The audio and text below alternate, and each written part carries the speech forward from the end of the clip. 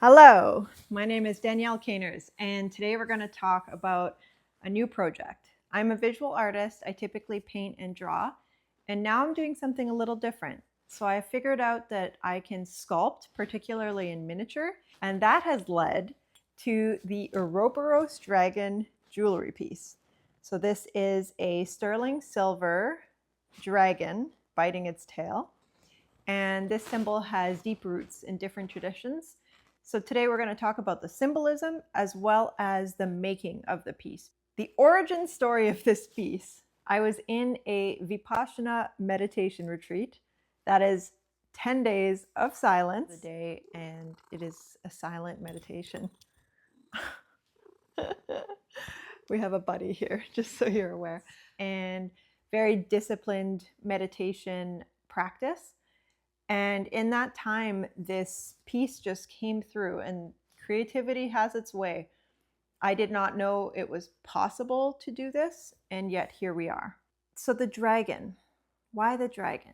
The Ouroboros is a symbol that was first seen in ancient Egypt, then later in Gnosticism, Hermeticism, alchemy, different philosophies along that line and lineage.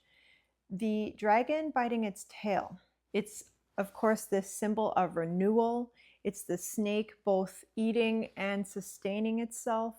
Energy neither ending or beginning, but continuing. So it's a symbol of transformation, of continual evolution, of immortality, perhaps, and infinity.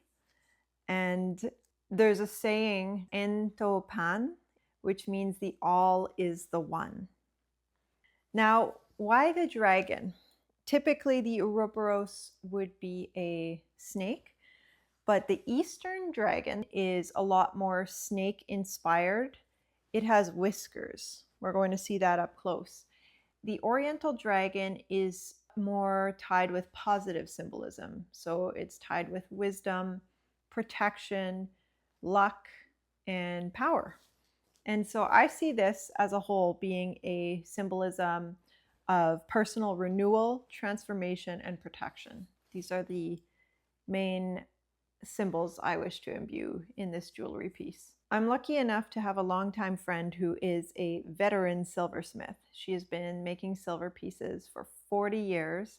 And so Krista and I collaborated on this. And we're going to get into this. I'm going to share more video footage because we did every step together, so I was able to document it all. She has told me it's one of the top 5 most difficult pieces she's ever had to do.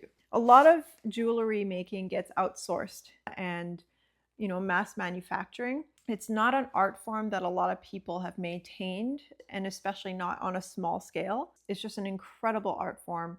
And I think it deserves a lot more respect because of everything that goes into it. So let's take a little journey here and follow along each of the steps that it goes through. And I think you'll find this quite fascinating.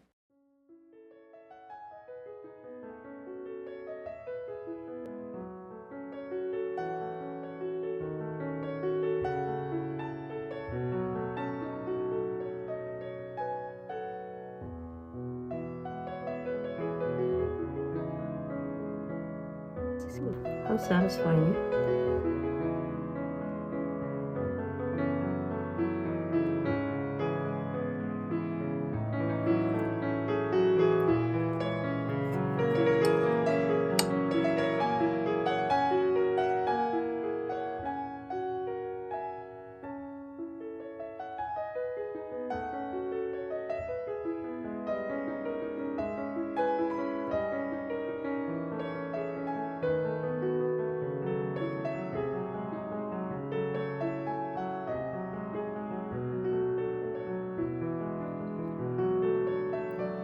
Okay, so we're getting to the piece now.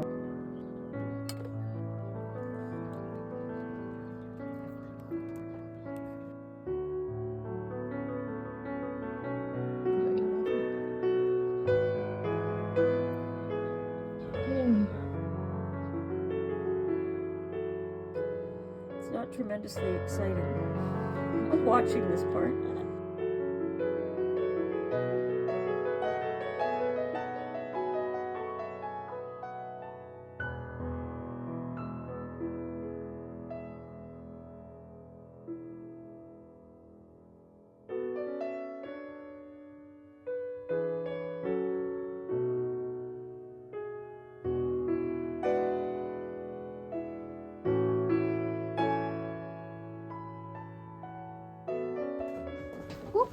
as I'm falling over.